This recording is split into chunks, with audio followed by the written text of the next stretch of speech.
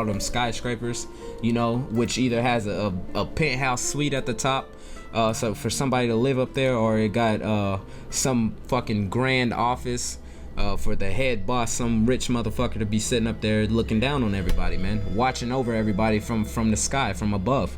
All right, because Esau believes that he is the Most High, man. All right, and he asks, who shall bring him down to the ground? All right, though thou exalt thyself as the eagle, and though thou set thy nest among the stars, thence will I bring thee down, saith the Lord, man. So the Most High is gonna bring your ass down, man. The Most High is definitely gonna bring you down, and I can go into this whole chapter, man. Oh, it's a good chapter, the book of Obadiah. All right, but I'm not gonna do it. I'm not gonna go into all of that just for time's sake, you know. But you brothers, of course, you can read as you want. I do want to read this little portion though right here, verse 5. If thieves come to thee, if robbers by night, how art thou cut off? Would they not have stolen until they had enough? If grape gatherers came to thee, would they not leave some grapes? How are the things of Esau searched out? How are his hidden things sought up? All right. The reason this question is even asked is illustrated here in Salak. That's illustrated here in Isaiah, I believe. Isaiah starting at verse 8. All right, I believe. Is this the same one? No. Salak. This isn't the one. It was the Jeremiah. In Jeremiah 49, I believe it speaks on it. It says that same thing. Yep. So check this out. You see what it says here in Obadiah? It says, if thieves came to thee, if robbers by night, how art thou cut off? Would they not have stolen till they had enough? If some grape gatherers came to thee, would they not leave some grapes? All right, and it poses that as a question. All right, and that question is expounded upon here in Jeremiah the 49th chapter.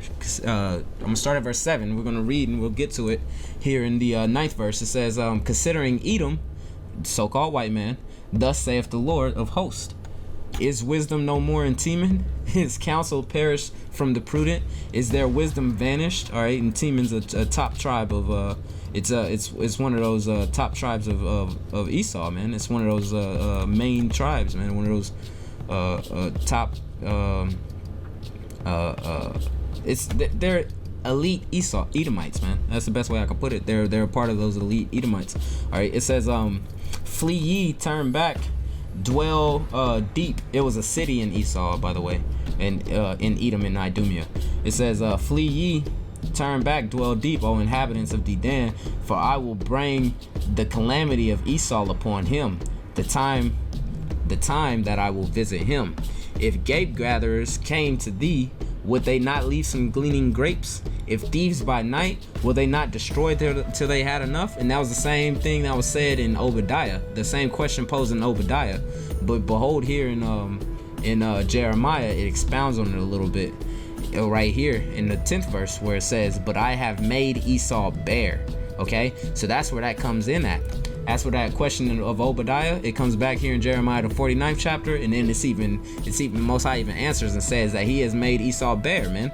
All right, because the grape gatherers, it says, would they not leave some gleaning grapes, meaning that there would be some behind, man. That these will destroy till they had enough, but you know they're not going to destroy everything. They're just going to take until they had enough, right? But the Most High says that he has made Esau bare, man, meaning that there's going to be nothing left of this fucking devil, man. All right, I have uncovered his secret places, and he shall not be able to hide himself. His seed is spoiled, and his brethren in his neighbors, and he is not. Meaning he is not existing. He is Esau's fucking out of here. Leave thy fatherless children, I will preserve them alive, and let thy widows trust in me. Okay, so like, let me continue reading. It says, for thus saith the Lord, behold, they whose judgment was not to drink of the cup have assuredly drunken, man. All right, Esau's ass has done way more than what they was fucking supposed to do, man. All right, it says, and art thou he that shall altogether go unpunished? Esau, do you truly believe that for all the calamity that you have done, all right, for everything that you have fucking did to the nation of Israel itself, and also to the planet Earth, to nature, to the animals, to the trees, to the water, to the air, you know, to the land itself. Like, Esau, do you truly believe you're gonna go unpunished, man? What does the Lord say, man? What does the word say? It says, thou shalt not go unpunished, but thou shalt surely drink of it, man. Meaning that you're gonna fucking get it. You're gonna get all that calamity that the Most High stirred all that up, and you're gonna drink of it, man. You're gonna fucking taste every drop of it, man. All right. It says, for I have sworn by myself, saith the Lord, saith Yahweh, that Basra shall become a desolation, a reproach, a waste, and a curse, and all the cities thereof shall be perpetual waste. All right. Basra was the capital of Idumea, of Edom. All right, of the land of Edom. All right. Basra is to Edom as Jerusalem is to the nation of Israel. Okay, as a whole. You know, Israel was the capital established by King David. All right. And when the scriptures speak about Salakia, I meant to say Jerusalem. Jerusalem was the capital of Israel, established by King David. And anytime the scripture is speaking about Jerusalem, it's speaking about the nation of Israel, man. More so of the southern kingdom, but also it refers to the nation of Israel as a whole. Basra is the same way, but when it speaks about Basra, it's speaking about Esau as a whole, man. And even if you don't want to believe that that's speaking about Esau as a whole, it even said that the cities thereof, meaning those other Edomite cities, is going to be a perpetual waste, man. All right, so all of Esau, the whole nation of Esau, is going to be made bare, man. All right, thus saith the Lord. So it doesn't matter if you had a good, your grandmother was good, or your brother's friend was good to you. They're gonna be destroyed, man. Esau's got to go. Thus saith the Lord, man. One more. I got Isaiah the 47th chapter. Actually, Salak, let me go back. Let me go back to Jeremiah, because I want to read the 22nd verse too, man. Salak, I want to get to the 22nd verse too. All right. It says, behold, he shall come up and fly as the eagle, and spread his wings over Basra, and at that day shall the heart of the mighty men of Edom be as the heart of a woman in her pangs. All right. So that woman, that fearful woman, man, when those pains start coming against her, and she's about to deliver, you know, that's gonna be the mighty men of Edom when they see that when they see who's gonna come flying above them as the eagle, man. Pretty much when Yahweh Shai comes, man. When Yahweh Shai comes in the chariots, man, over Esau's gonna fucking shit themselves, man. The Edomites is gonna they're gonna lose it. They're gonna lose all their power, all their strength, all that will to fight. They're gonna lose that shit, man. All right, all the Edomites, man. Thus saith the scriptures. Now let me get this. This is Isaiah the 47th chapter, man. And after I get this, I'm gonna go ahead and end it out. Actually, before I get this, let me show you a couple more things, a couple more examples of how Esau believes that he is the Most High. Okay, this is something called Westworld. It's a show that's on HBO currently. It's a new show. They just started airing it. It only got 2 episodes. I believe this weekend they'll be coming out with the 3rd episode, and then they are I guess they already made the 4th episode, but they haven't released it yet. But it's still, the show's in its pilot stage to see if people are gonna actually like it, for it to continue or not. Okay, now this show Westworld, what they have did is they made this artificial little world that you can go and visit, you know, for a vacation, to have fun, kind of like a Disney World, you know. And the theme of the world is the Western United States, how it was back in the old West, all those cowboy and Indian movies, all that type of shit, right? Bank robbers and Billy and Clyde. What's the bitch name? Billy and Clyde? It's not Billy and Clyde. It's Bonnie and Clyde. It's a lot. You know, either way, Westworld, right? Now, they made it where it's not just like a boring ass Disney World amusement park, or it's not no virtual reality shit, but they actually made creatures. Now, these creatures are in the exact shape of a man, a woman, you know, the exact form of a man, a woman. They've created all the buildings. They've created all the landscape, everything, right? To where it's like that, and they've programmed these creatures that they've created pretty much like robots, but they're like fleshly robots. They're like fucking they look like people, you know. People, you know, it's hard to tell which one's a goddamn robot and who's a actual person, man. All right, let me read this little thing. This might help me explain what's going on. It says Westworld isn't your typical amusement park intended for rich vacationers. The futuristic park, which is looked after by robotic host, and it got that in quotation, allows its visitors to live out their fantasies through artificial consciousness.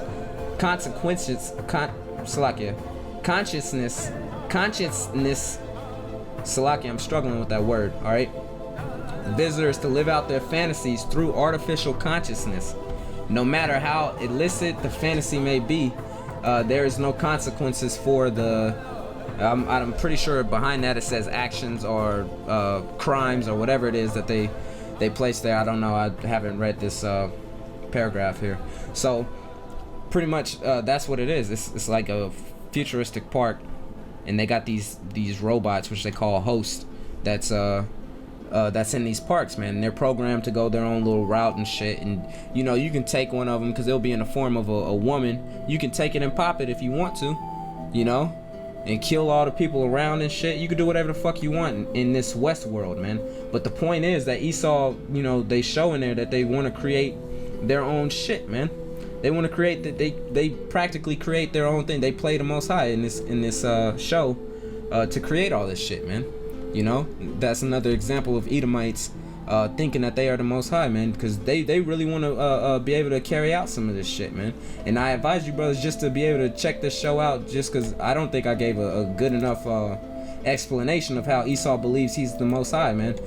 With trying to explain the show, check it out just for that sake, just to see how wicked the imagination of Esau really is, man. Okay. So we seen that they don't believe in the Most High. We seen that they want their own damn spaceship to live in. We even seen that they want to create. They want to be able to create life, pretty much. You know, and be a creator, right?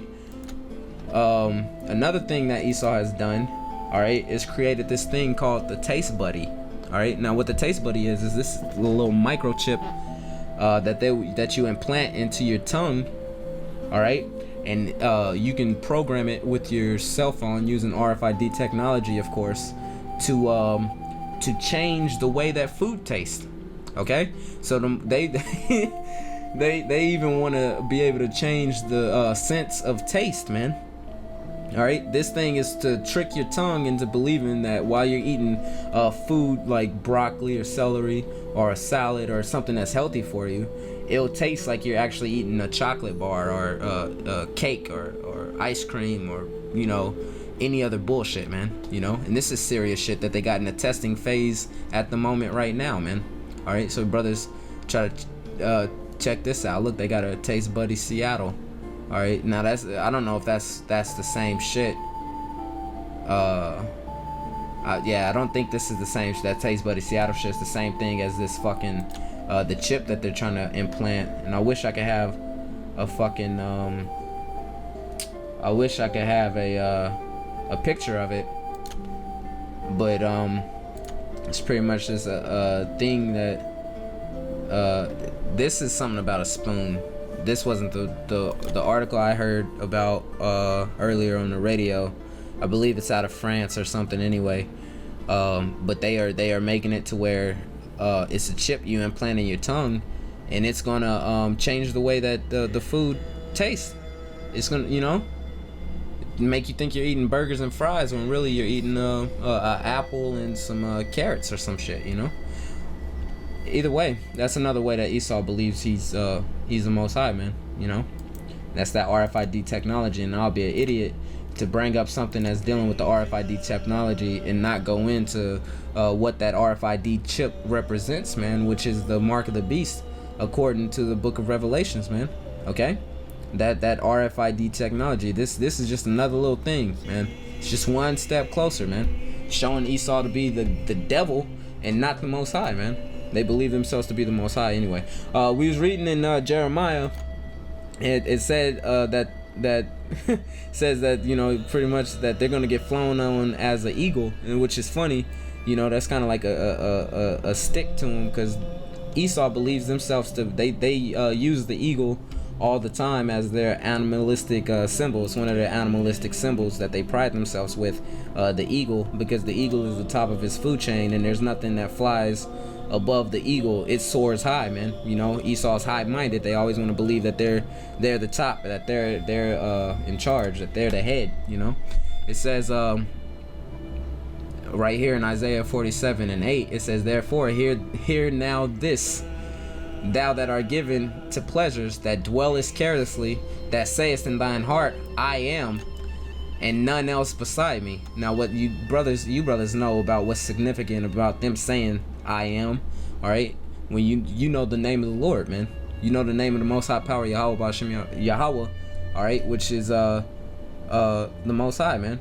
You know his name, you know its meaning, man. So you understand the scripture when it says they say in their heart, I am, and none else beside me. That's speaking about the damn Edomites, man. It says, I shall not sit as a widow, neither shall I know the loss of children. All right, this is what the Most High says to the nation of people that says this. But these two things shall come to thee in a moment, in one day, the loss of children and widowhood. All right, because Most High, or it's like the Edomites have never they haven't had to suffer, man. They haven't had to suffer. They haven't been judged by the Most High yet. Okay, we've been judged by the Most High. We're coming to where we're coming out of our judgment. Actually, we got some heavy shit to go through still yet for our judgment, but our judgment, we can see the silver lining. You know, we can see the light at the end of the tunnel for our judgment. Esau's judgment is about to begin, and they only have the downward slope to go, man. Things only get worse for Esau, man. All right. So it says, these two things shall come upon you, that loss of children and the widowhood, man. The shit that they've never experienced. They shall come upon thee in their perfection. For the multitude of thy sorceries, man. They're gonna come on Esau in the perfection, man. Why? Because it's gonna be Israel giving that punishment to Esau, and Israel's gonna be in a perfect state, man, with that perfect mind, that same mind of Yahweh Hashem Yahushai, man. All right, that's gonna come and give the damn punishment to Esau, man. All right, for the multitude of their sorceries, and for the great abundance of thine enchantments. And this shit is sorceries and enchantments, man. To have the world believing that there is no power, and be trying to create your own goddamn countries and nations and shit, and sit above the stars, and to have TV shows where you're portraying that image that you can create life and shit, man. Pretty much, you know. That's an enchantment, man. All right, and you got a great abundance of those enchantments that's out. All right, it says for thou hast trusted in thy wickedness, thou hast said, none seeth me. That's what Esau said, man. None seeth me. Thy wisdom and thy knowledge, it has perverted thee. This is what it's saying to you, Esau. All right, and thou hast said in thine heart, I am, and none else beside me.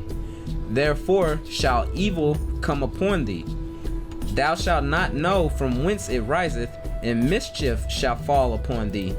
Thou shalt not be able to put it off, and desolation shall come upon thee suddenly, which thou shalt not know. All right, and that mischief is already starting to befall you, man. All right, those wild nations we spoke of before, causing you a lot of trouble. Jake's starting to act up here in America for you, causing you a lot of trouble, man. All right. That mischief is starting to come, but you know what? It said that evil is going to come upon you, man, and desolation is also going to come upon you, Esau. All right, so hey, man, pretty much that's the point, man. Esau is a goddamn devil, man. Actually, I got one more thing I want to show you. It says this is a so-called a quote that atheists had said that I want to share with you, brother. It says, the fact that we ended slavery shows that our morals come from within us and not from God. In fact, many religions endorse slavery. However, we, the human race, Esau's not human, collectively decided slavery is not moral and we ended it. no God needed, no religion needed. All right. So that's what this fucking atheist said. Now I tried to Google this guy's name, Vic Sharma, and I didn't pull up nothing. It wasn't pulling up anybody famous other than some musician guy, and maybe he's the one that said it, and you know, maybe he might actually be an Edomite. But either way, this quote goes perfectly with the way Esau feels, man. You know, Esau being that wicked damnation that fucking doesn't believe in the Most High. But I believe I spoke enough. This lesson is gone for 42 minutes. Salakia for making it so long. But Lord willing, you brothers receive that message, and Lord willing, it was edifying. Yeah, I want to say all praises, glory, and honor to Yahweh B'Shem Yahushai. Double honors to the apostles and the elders of Great Millstone that do rule exceptionally well. And then I want to say salutations, peace, mercy, and blessings to you sincere brothers that's out there, man. That preaches this word with truth and with faith, and is waiting for the day to be able to assist the Most High in punishing these Edomites. All right. Until next time, I'd like to say shalom.